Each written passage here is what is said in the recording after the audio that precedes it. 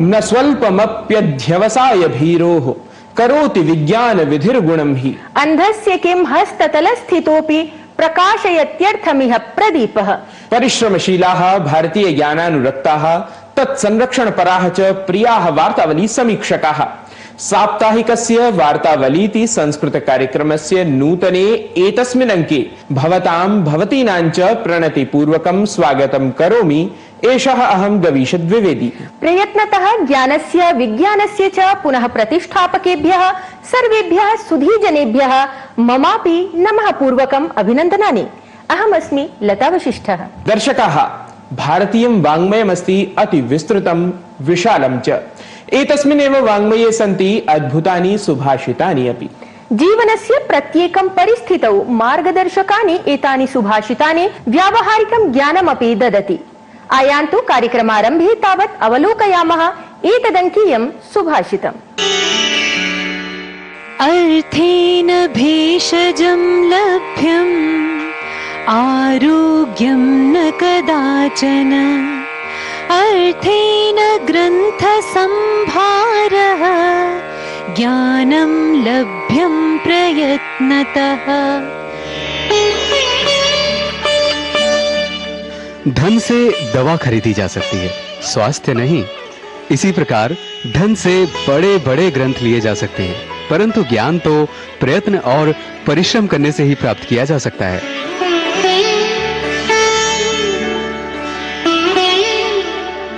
Money can fetch you medicine, not health. Similarly, through money you can buy voluminous books, but knowledge can be acquired only through sustained efforts and hard work. समीचीनः सुभाषितगतः सन्देशः।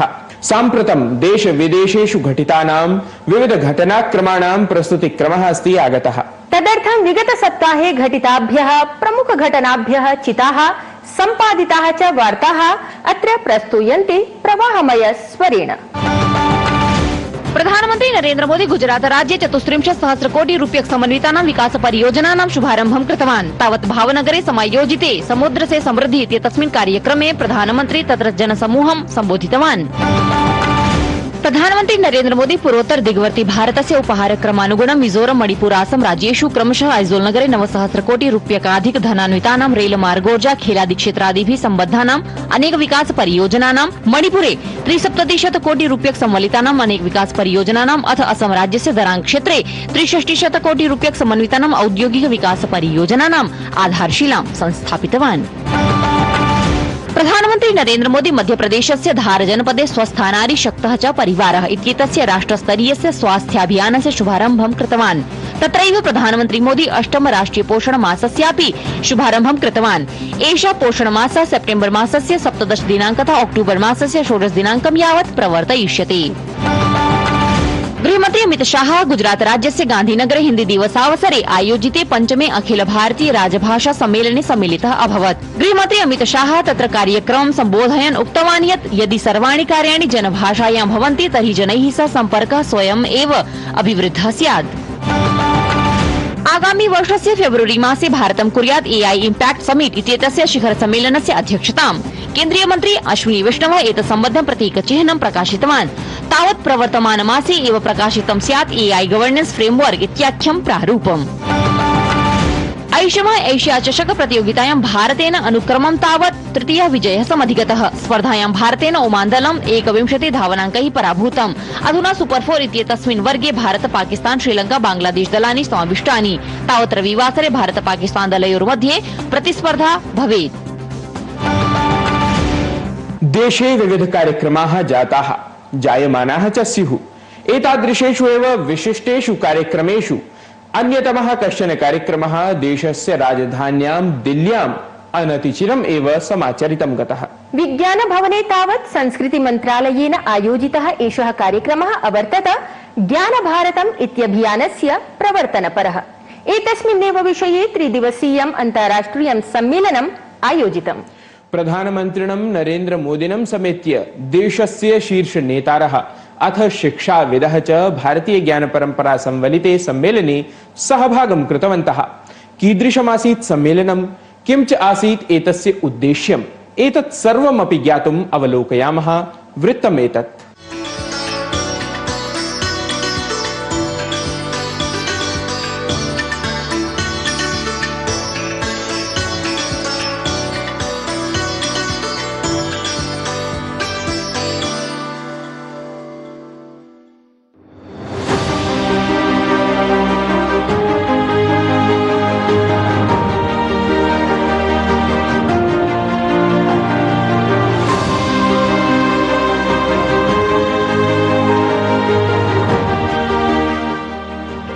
विद्या दान मतः परम, अर्थात विद्या सबसे बड़ा दान है।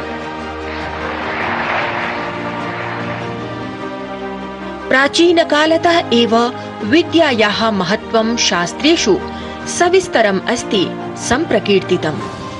महर्षिणां तपश्चर्यादि समनुभूता एषा समग्र शास्त्र समलंकृता विद्या युगयुगान्तरेषु अपि वंशक्रमं यावत् प्राप्नुयात् इति विशेषतः विचिन्त्य त्रिकालदर्शिभिः मनीषिभिः स्वीय विचाराः पाण्डुलिपि माध्यमेन सविशेषं संरक्षिताः। एतासामेव पाण्डुलिपीनां संरक्षणाय प्रधानमन्त्रिणः नरेन्द्रमोदिनः नेतृत्वे संस्कृतिमन्त्रालयेन नातिचिरमेव नवदिल्ल्यां समायोजितं पाण्डुलिपि संरक्षण सम्बद्धं ज्ञानभारतम् इत्याख्यं त्रिदिनात्मकम् अन्ताराष्ट्रियं सम्मेलनम्।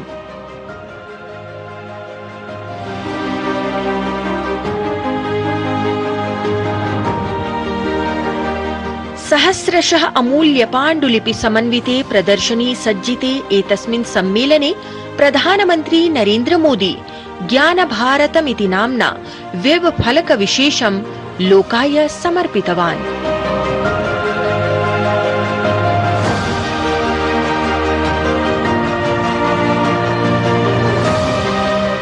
एक वैश्विक स्तर की कार्यशाला, इंटरनेशनल कार्यशाला 3 दिन की आयोजित हुई, जिसमें लगभग 2000 प्रतिभागियों ने प्रत्यक्ष और परोक्ष रूप से हिस्सा लिया। और मैं ये मानता हूँ कि जो पूरी सेमिनार न केवल ऊर्जा और उत्साह से भरी रही, अपितु उपस्थिति की दृष्टिकोण से भी अद्भुत रही। ज्ञान भारतम इत्येतस्य अंतर्गतं कार्यगतं प्रारूपं विशेषज्ञैः सविशेषं समुपस्थापितम्। तावत् पाण्डुलिपीनां गहनाध्ययनाध्यापनानुसन्धानक्रमे AI इति कृत्रिम बुद्धिमत्ता प्रयोगः कथं स्यात् सेतुत्वेन उपकारकः इति धिया ज्ञानभारतमिति अभियान पुरस्सरं विशेषतः समायोजितं गतायाः ज्ञानसेतु प्रतियोगितायाः विजेतृभ्यः अत्र सम्मेलने ज्ञानसेतु पुरस्कारः अपि प्रदत्तं गतः। हम दोनों ने ज्ञान सेतु में पार्टिसिपेट किया है। हमने आर्टिफिशियल इंटेलिजेंस से शारदा, ब्रह्मी, इस टाइप के बहुत एंशिएंट स्क्रिप्ट्स को कैसे रीड किया जा सकता है और उनको क्लाउड पे कैसे लेकर आया जा सकता है, उसके लिए हमने एक सॉल्यूशन प्रपोज किया है जो आज अवार्ड विन किया है ज्ञान भारतम में। हम लोग ने भारतीय जीपीटी ऐसे एक चैट जीपीटी जैसे भारतीय जीपीटी ऐसा एक टेक्नोलॉजी बनाया है। कोई भी LLM लार्ज लैंग्वेज मॉडल में जाएंगे तो पाश्चात्य नैरेटिव देगा।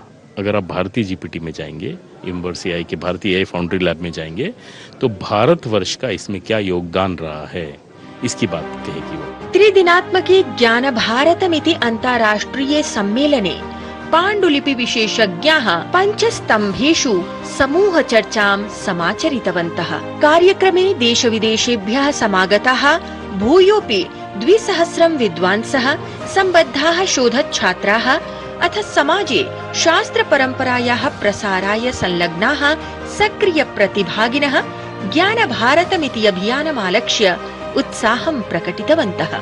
ग्रंथा में अग्रतः सन्तु, ग्रंथा में सन्तु पृष्ठतः, ग्रंथा में सर्वतः सन्तु, ग्रंथेष्वेव वसाम्यहम्। मेरे आगे पीछे, मेरे ऊपर नीचे ग्रंथ ही ग्रंथ यानी पांडुलिपियाँ ही पांडुलिपियाँ हो और उसी पांडुलिपि के बीच में मेरा निवास हो, यही सौभाग्य मुझे प्राप्त हो। तैलाद्रक्षेत जलाद्रक्षेत रक्षेत शीतलबंधनात् मूर्खहस्तेन दातव्यम् एवं वदति पुस्तकं तथा एवं वदति पाण्डुलिपिः। संस्थाप्य मृण्मये पात्रे ताम्रपत्रं सुसंस्कृतं छादयेत् शिखिग्रीवेण चार्डाभिः काष्ठपाशुभिः।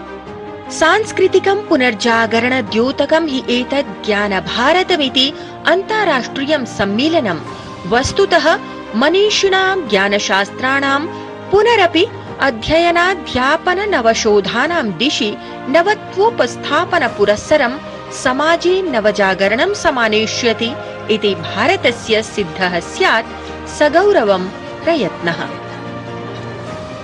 लता वसिष्ठ कृतं वार्तावली वृत्तं डीडी न्यूज़। भारतं भारतं ज्ञान भारतं विज्ञान भारतं ज्ञान भारतं विज्ञान भारतं। पाण्डुलिपीनाम् आङ्किकीय समुद्धारपरं लक्ष्यम् अस्माकं सर्वेषां ज्ञानोत्सुकानां कृते नूनं लाभप्रदं भवेत्। प्राशासनिकः च अयं पदक्षेपः ज्ञानराशेः प्रकाशनक्रमे अत्यन्तम् उपयोगी स्यात्। दर्शकाः ज्ञानवर्धनार्थं संवादप्रस्तुतिं तावत् अत्र प्रसारयामः। एतस्मिन् क्रमे संवादसरण्याम् अतिथिविशेषः अस्ति पुरातत्त्वविद् भारतीय पुरातात्विक सर्वेक्षण विभागीयः च अधिकारी डॉक्टर आलोक त्रिपाठीवर्यः। अस्मत् सहयोगिना डॉक्टर नारायण दत्त मिश्रेण साधितं संवादम् अत्र अवलोकयामः।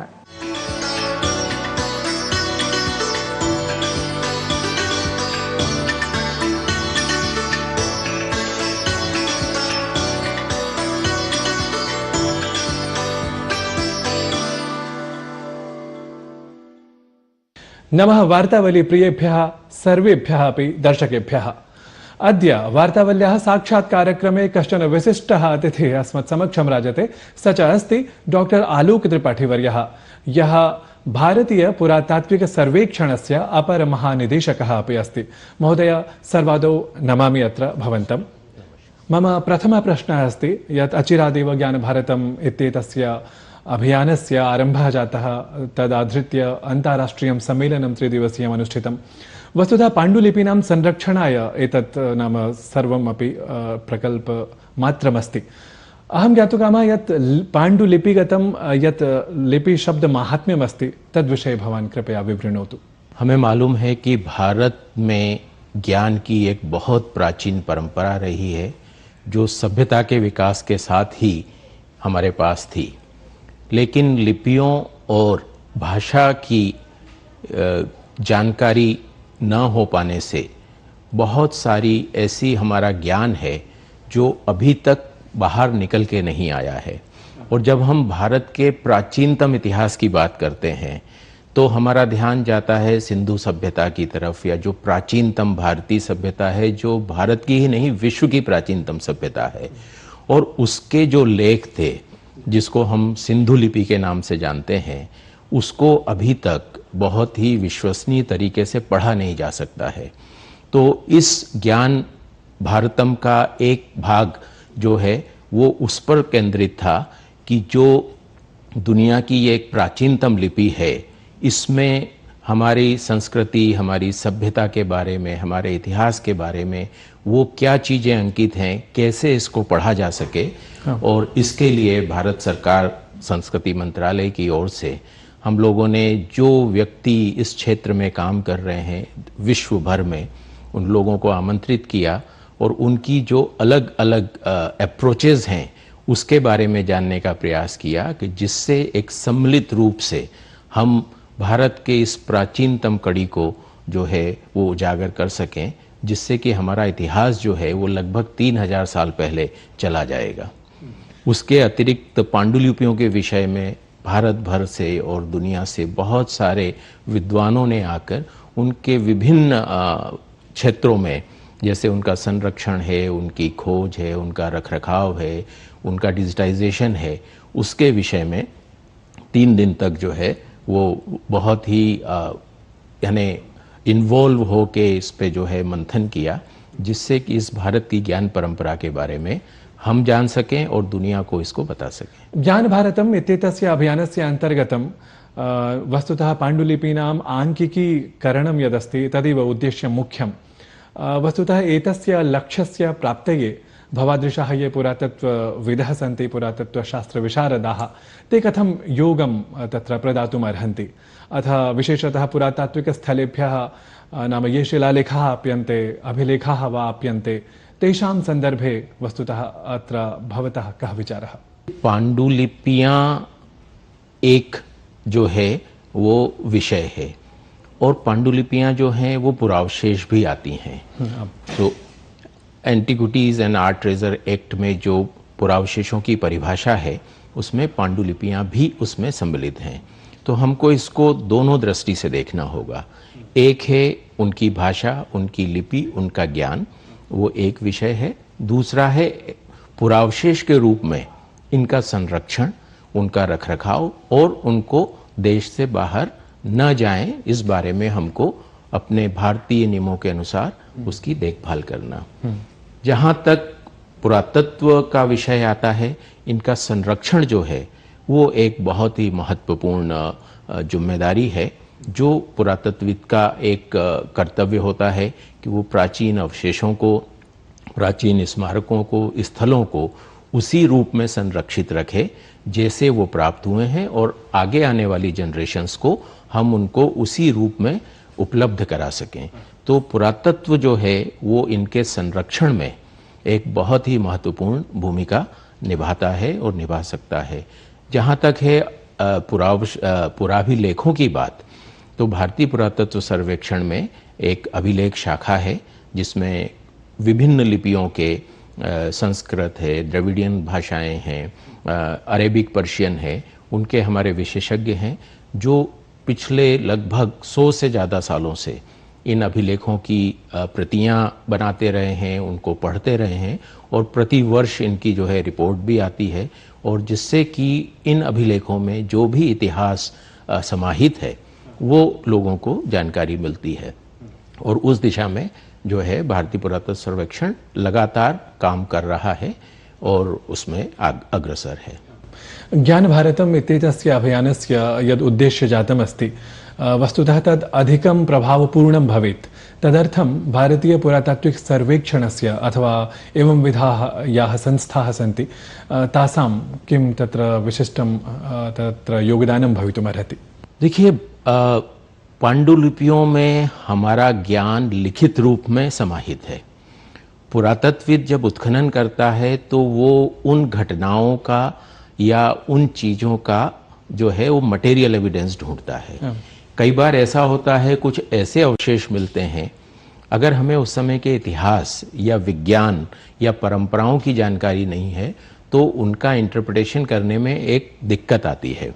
तो जब हमें इन पांडुलिपियों से प्राचीन जो है गतिविधियों के बारे में जानकारी मिलेगी और उनके अवशेष पुरातात्विक उत्खननों से मिलेंगे, इन दोनों को जब मिला के जो है देखा जाएगा तो उससे हम जो लिखा हुआ है उसको भी सिद्ध करेंगे और जो मिल रहा है उसको और अच्छे से समझ पाएंगे। तो हमारे पास लिखित जानकारी और पुरातात्विक प्रमाण, इन दोनों को मिला के जब हम इतिहास को देखेंगे तो वो इतिहास जो है अकाट्य होगा, प्रमाणित होगा और सारी दुनिया जो है उस पर भरोसा करेगी और भारतीयों को इस पर गर्व होगा। किमपि उदाहरणम् अत्र प्रस्तुतुमर्हति भवान्? मैं अंडर वाटर आर्कियोलॉजिस्ट हूँ। एक उदाहरण दूं कि युक्तिकल्पतरु एक ग्रंथ है जिसमें विभिन्न प्रकार की नौकाओं और जहाज़ों को बनाने का वर्णन है। उसमें किस प्रकार की लकड़ी होती थी, किस प्रकार का उनका आकार प्रकार होता था। और हम जानते हैं कि भारत का एक विशाल जल क्षेत्र है जिसमें हजारों साल से जो है बहुत सारे जो पोतभंग हैं, जब हम उनका अध्ययन करें, वहाँ से जो हमको प्रमाण मिलेंगे उसको हम इन लिखित प्रमाणों से जो है वो कंपेयर कर सकते हैं।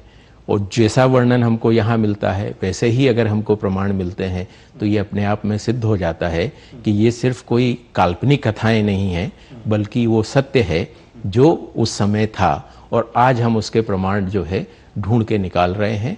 और ये दुनिया के सामने स्पष्ट हो जाएगा कि भारत का ज्ञान, भारत की तकनीकी, हमारी जानकारी, हमारी व्यवस्थाएं कितनी सुदृढ़ और गौरवशाली थीं।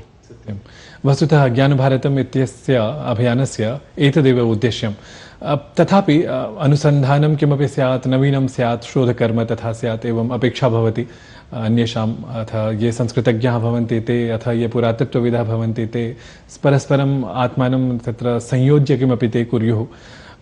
तथा भावयितुं ज्ञानभारतस्य कथं विधं साफल्यं भवान् पश्यति? देखिए, इस बात में कोई संदेह नहीं है कि अब लोगों को, यानी हमारे भारतीयों को भारत की धरोहर में, भारत की परंपराओं में, भारत के ज्ञान में एक गर्व का अनुभव होने लगा है। और ज्ञान भारतम के माध्यम से जो पांडुलिपियों को का अध्ययन करने का और उनके संरक्षण का जो भारत सरकार संस्कृति मंत्रालय के द्वारा जो ये एक प्रयास शुरू हुआ है, इससे निश्चय ही हमारे इतिहास, हमारी परंपराओं और हमारे समाज के बारे में ऐसे तथ्य उद्घाटित होंगे जिससे हम सभी जो है वो अपना सीना गर्व से उठा के कह सकेंगे कि भारत की प्राचीन सभ्यता, संस्कृति, इतिहास कितना गौरवशाली रहा है और उसको हम प्रामाणिक रूप से जान पाएंगे। इसमें किसी इंटरप्रिटेशन जैसी चीज़ें नहीं हैं, क्योंकि ये सब कुछ शब्दों में स्पष्ट लिखा हुआ है।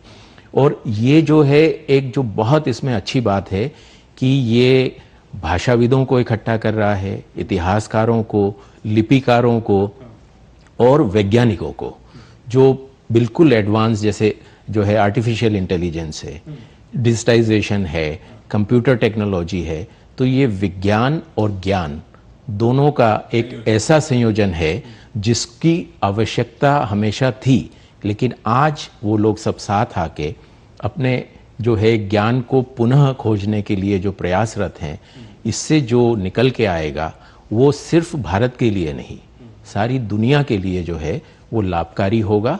और जो हजारों सालों से हमारी जो एक्यूमुलेटिव नॉलेज है, जो कहीं भुला दी गई थी, वो आज सारे मानव के कल्याण के लिए बाहर निकल के आएगी और उससे विश्व का कल्याण होगा। बहुशोभनम्। अत्र भवता यत्किमपि प्रतिपादितं तत्सर्वं श्रुत्वा मन्ये अस्मदीयाः येऽपि दर्शकाः सन्ति, संस्कृतविज्ञाः, पुरातत्त्वप्रेमिणः येऽपि सन्ति, ते उपकृताः भवेयुः। अहं तावत् अत्र भवते वार्तावलीपक्षतः अथ ये नाम संस्कृतप्रियाः येऽपि अस्मदीयाः दर्शकाः सन्ति, तत्पक्षतः वस्तुतः अहम् अत्र भवते धन्यवादान् समर्पयामि। नमो नमः।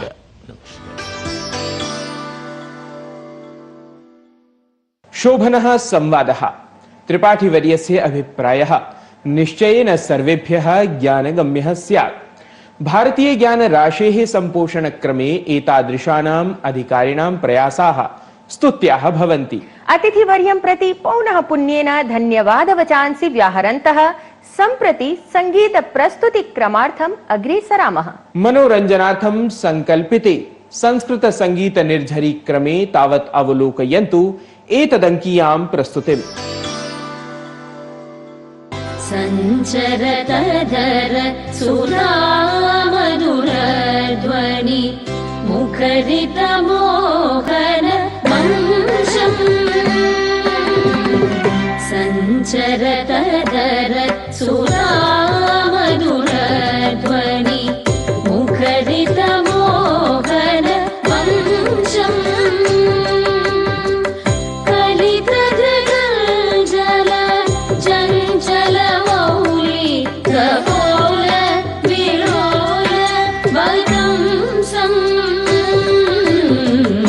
रासे हरिमिह विहितविलासं स्मरति मनो मम कृतपरिहासं। रासे हरिमिह विहितविलासम्।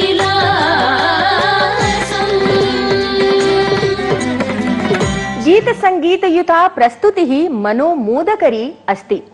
चित्ताकर्षण्यः इमाः प्रस्तुतयः वार्तावली वैभवं सदा वर्धन्ताम्। भवन्तः च दर्शकाः स्वप्रतिक्रियाः सततं प्रेषयन्तः भवन्तु, तदा खलु परिष्करणम् अस्माकं जायेत। प्रतिक्रिया प्रेषणार्थम् अत्र पटले संकेतस्थलानि अस्माभिः प्रदर्श्यमानानि सन्ति। सुहृदां भवतां जनसञ्चार माध्यमिकः सम्पर्कः अपि नः उपकाराय भवेत्। दर्शकाः, सम्प्रति आसन्ना अत्र अङ्कावसान वेला। तावत् अङ्कगताः प्रस्तुतीः विधाय प्रयाणानुमतिं प्रार्थयामहे वयम्। वार्तावल्याः आगामिनि अङ्के किञ्चित् नूतनत्वमादाय ज्ञानपरिचर्यायै पुनः उपस्थास्यामः। लसतु तावत् गीर्वाणवाणी, प्रसरतु च गृहे गृहे। पुनरपि नमः सर्वेभ्यः। श्रीजयदेव गणितमति सुन्दर मोहन मधुरि कुरूपम्। हरिचरण स्मरणं प्रति सम्प्रति पुण्यवतामनुरूपम्। रासे हरिमिह विहितविलासम् स्मरति मनो मम कृतपरिहासम् रासे हरिमिह